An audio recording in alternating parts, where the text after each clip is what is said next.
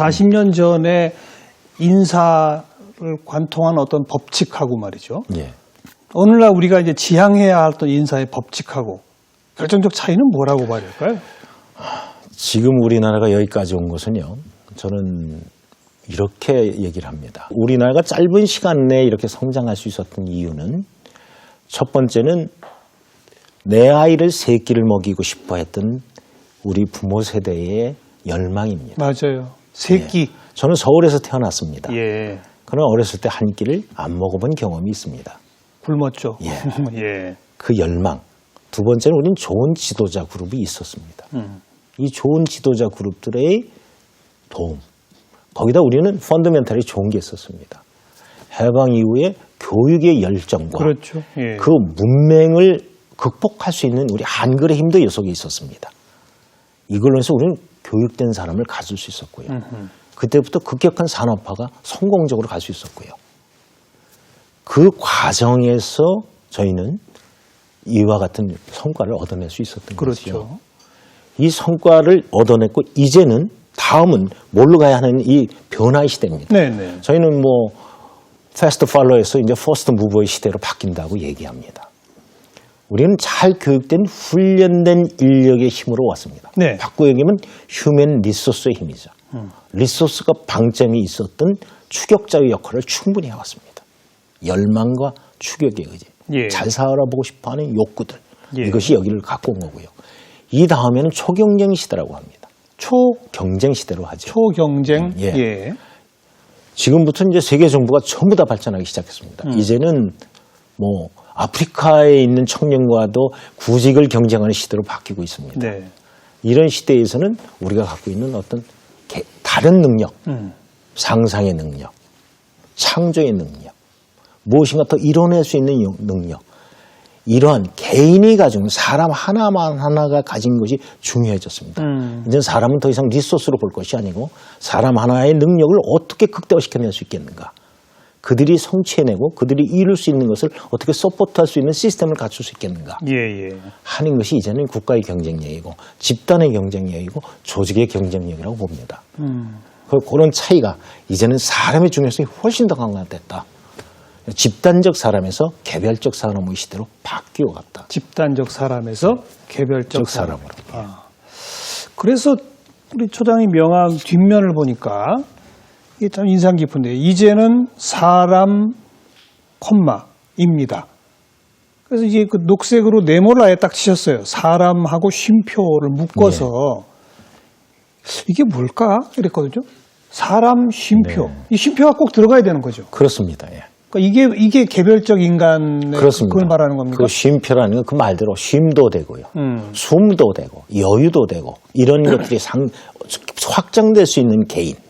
이 부분을 강화하는 겁니다. 또 이제는 사람은 일만 하는 존재는 아닙니다. 이제는 예. 삶이라는 속에서 일을 하기 때문에 그런 여유들이 들어가 있는 사람, 하나하나의 사람, 그 하나하나가 배려받거나 존중받는 사람, 이런 것으로서 인사의 어떤 대상이 바뀌어 가야 됩니다. 네. 집단적 인사관리 시대를 넘어가야 되죠.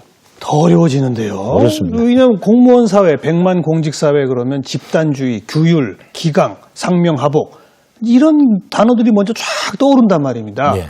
근데 거기에 어떻게 집단화되지 않은 개별화된 개인 그러면서 사람 일만 하는 것이 아니라 쉬기도 하고 숨도 쉬고 그런 어떤 사람 이게 조화가 되나요?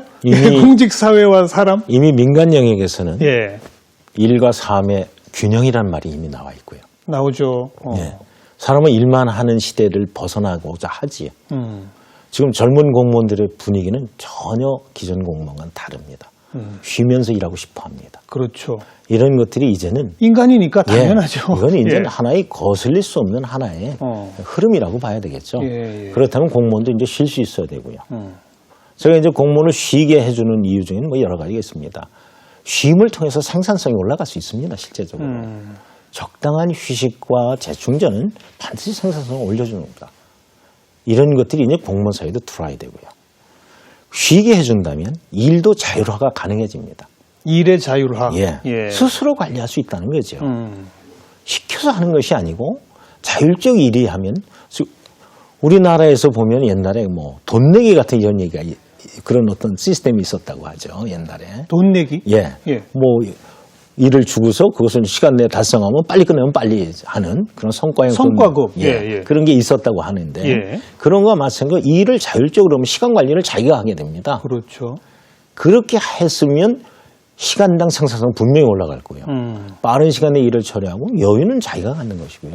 이런 균형 있는 자율 관리가 또 가능해집니다. 이것이 분명히. 네. 네. 이런 것들이 결국은 집단 생산성에는 굉장히 큰 효과를 가져오게 되죠. 근데 공직사회에 그게 가능합니까? 저는 그쪽으로 가야 한다고 생각합니다. 가야 하지만 지금 되나요? 안 되죠. 저희 아직은. 그러니까 안 되죠. 예. 안 되는 것을 되게 만드는 것은 이제 시작이죠. 또 누군가는 시작해야 되고요. 네. 또 제가 시작하지 않는다 하더라도 이미 그런 변화가 해야만 시작됐다고 될 봐야 일이죠. 됩니다. 예. 그래서 저는 그건 하나의 흐름이기 때문에 예. 뭐 다소의 시차는 있지만 올 것이라고 보이고요. 또 그런 것에 준비해야 되고 그쪽 방향으로 이제 가기 시작해야 됩니다. 그래서 6시면 딱 칼퇴근하세요? 그 칼퇴근의 동기는 사실은 제가 기업에 있을 때도 칼퇴근을 했습니다. 진짜요? 예, 그랬습니다. 제가 어. 저는 뭐 개인적으로 사원 시절에 퇴근 시간 없이 일해본 적이 꽤 많습니다. 다 그랬죠. 예, 그 그 당시. 시절에. 지금도 그런 사람 많아요. 예, 근데. 제가 과장이 될 때 결심을 했습니다. 예. 나는 제 시간에 퇴근하겠다. 그때 부장님이 뭐라고 안 해요? 제 일을 끝내고 가자. 전 소신이 제 상사로 하여금 그 차상급자로부터 제 일로 인하여 이야기 듣지 말게 하자. 예. 그런 생각을 개인적으로 갖고 있습니다. 일을 할 때. 예. 제가 제 일을 끝내고 갔을 때 저희 부장께서 어떻게 하실 것인가 하는 것을 늘 염두에 뒀습니다. 그래서 그때부터 출발을 했습니다. 그래서 과장 시절부터 오래된 일이군요. 예. 그걸 실천하려고 노력을 했고 예. 물론 그 다음날 뭐 굉장히 중요한 일인데 일하다 접어놓고 가지는 않았습니다. 그러나 6시 퇴근하는 것을 원칙으로 삼고 어떻게 갈 수 있는가. 그 시절에 그런 분 없었을 텐데 윗사람들이 뭐라고 안 했습니까? 저희 부장께서는 뭐 퇴근하시기 전에 저를 차를 내주고 먼저 퇴근해라. 나중에 차 보내주면 다시 퇴근할게. 이러신 적도 있습니다. 근데 저도 지금 옛날 생각을 하는지는 모르겠습니다만은 처장께서 퇴근 안 했는데 내가 먼저 나간다? 이거 용납 안 되는 공직사회 분위기가 있었거든요. 인사혁신처는 없습니까? 없습니다. 아주 답이 너무 쉬우시네요. 저는 저희 부처에 같이 일하는 동료들이 자기 일을 놔두고 가리라고는 생각하지 않습니다. 저희 하는 일은 국민한테 시간 맞춰 봉사해주는 일도 있고요. 예. 국회에서 요청한 자료도 있고요. 관련 부서와의 처리할 일도 있습니다. 그거를 근무 시간에 어떻게 배분해서 하느냐 문제지 그건 본인이 결정해야 될 겁니다. 내일까지 반드시 해줘야 된다. 그럼 나와서 해야 되겠죠. 그거를 뭐라고 하는 건 아닙니다. 그 의사결정을 본인이 하라는 본인이 하라. 윗사람 눈치를 눈치 본다든가 자기가 낮에 근무 시간 내에 생산성을 떨어뜨리고 나중에 한다. 이런 걸 하지 말라는 겁니다. 시간 배분을 자기가 하고 스스로 관리하고 스스로 퇴근하고 하는 것을 가지라는 것이죠. 다른 부서도 요즘 그렇게 변하고 있습니까? 저는 그걸 권고하고 권유하고 있습니다. 그거 말고도 보니까 이 처장실 벽면을 유리로 바꾸셨다고요. 제가 가서 이제 모든 사무실에 누구나 햇빛을 볼 수 있게 만들자고 생각했습니다. 방 속의 방. 예. 하루 종일 근무하는데 빛을 볼 수 없으면 안 되죠. 그거는 사람이 안 근무하는 되죠. 것으로선 부적절하죠. 예, 그래서 예. 모든 방에 빛이 들어가게 하자는 방침을 갖고 모든 방 속에 어떻게 빛을 집어넣을까를 연구해서 사무실 레이아웃을 바꿨습니다. 그래서 모두가 개방성 또 누구든지 같은 사무실에서 콘크리트 벽이 아니라면 예. 머리를 들면 누구든지 같은 동료를 볼 수 있게 직급별 칸막이를 없애셨고. 그런 건 이제 뭐 그다음에 누구든지 들여다보면 다 볼 수 있게 예. 그렇게 이제 바꾼 거죠. 아, 말씀 듣고 보니까 그 하루 종일 근무하는데 햇빛을 못 보는 대표적인 직종이 임원 비서진들이네요. 임원실 들어가는 앞에 이렇게 복도랑 제 방도 그랬습니다. 그 사이에 비서실들 방이 있잖아요. 예. 거기 햇빛 안 들죠. 제 방도 그래서 제가 선택한 것은 제 방 사이즈를 줄이고 창을 비서실을 위해서 내줬습니다. 예. 제 방을 줄여서 그 창을 비서실에 제공을 했죠. 하루 종일 이끌어요. 그러니까요. 비가 오는지 눈이 오는지를 모른다는 것은 그건 뭐 하루 이틀이 아니기 게다가 때문에 벽면도 유리로 만들어서 그건 뭐 채광이 누구나 다 어느 위치에서나 볼 수 있게. 양쪽 창이 보이게 하는 것이죠. 그래서 그런 작은 것들을 바꾸는 실행 이것들이 쌓이면 커다란 변화를 만들어낼 수 있습니다. 네. 그래서 혁신과 변화는 굉장히 어렵고 힘든 거창한 것부터 출발하는 것이 아닙니다. 작은 변화가 큰 변화를 반드시 만들어낸다고 저는 그렇게 믿습니다.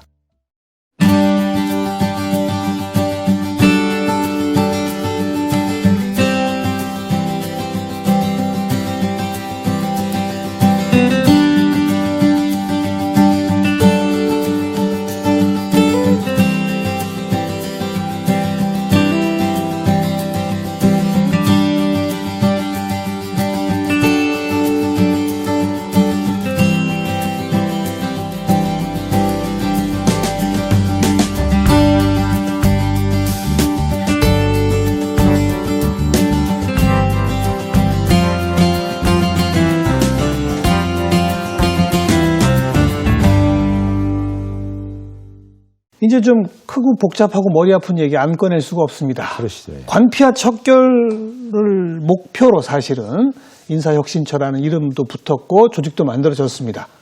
잘 되고 있습니까? 그 법적 취지에서는 굉장히 종전보다는 진일보에서 발전돼 가고 있습니다.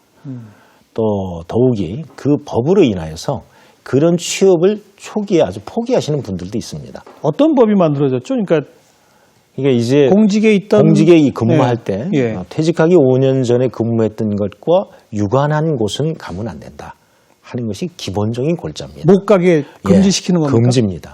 그다음에 3년 동안 못 간다는 것이죠.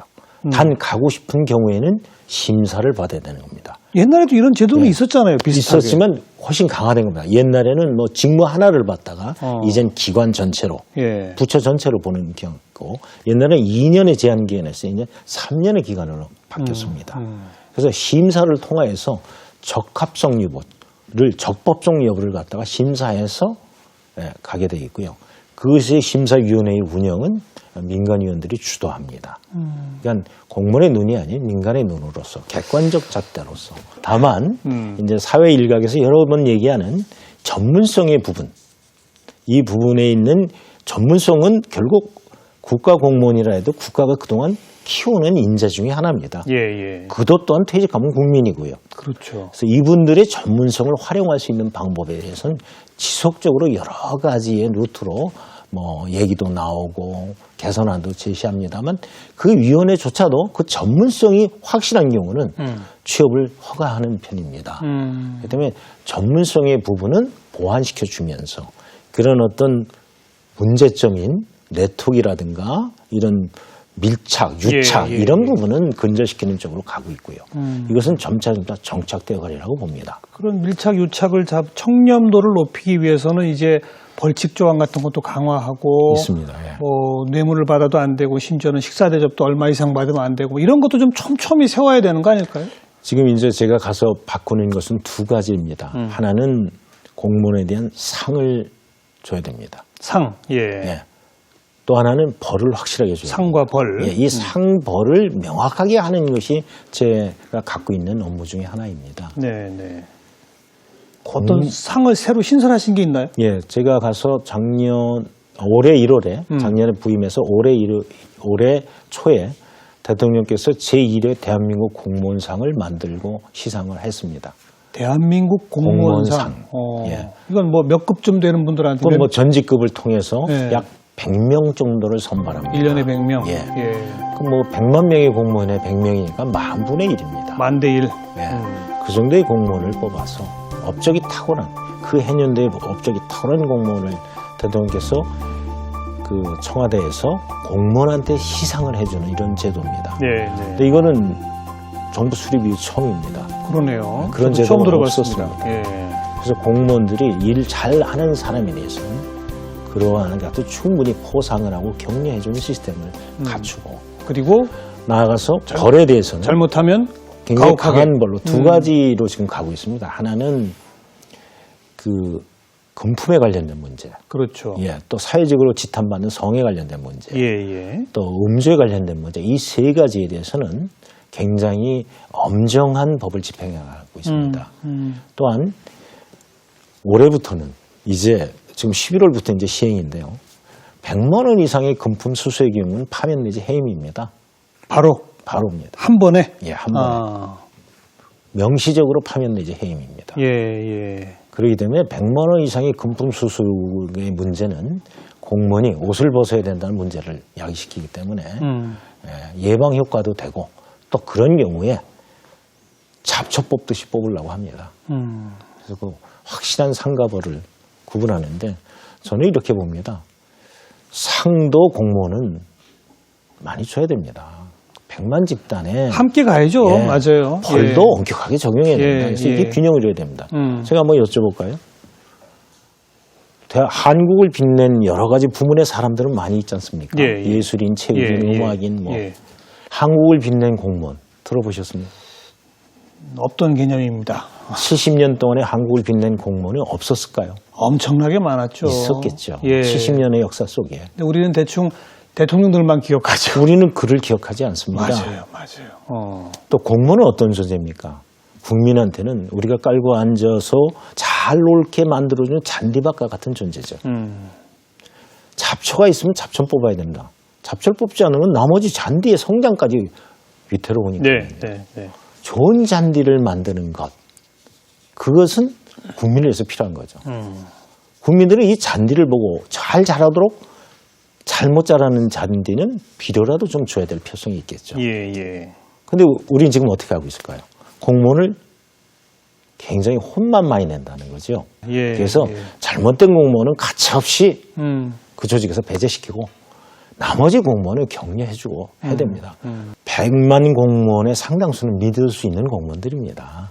그 잡초 같은 부분을 배제시키는 시스템을 정착시켜 나가야 된다고 봅니다. 그래서 이 부분을 다듬는다면 공무원에 대한 사회적 인식을 바꿔줄 수 있는 어떤 그런 전환점으로 삼아야 됩니다. 우리는 이제는. 좋습니다.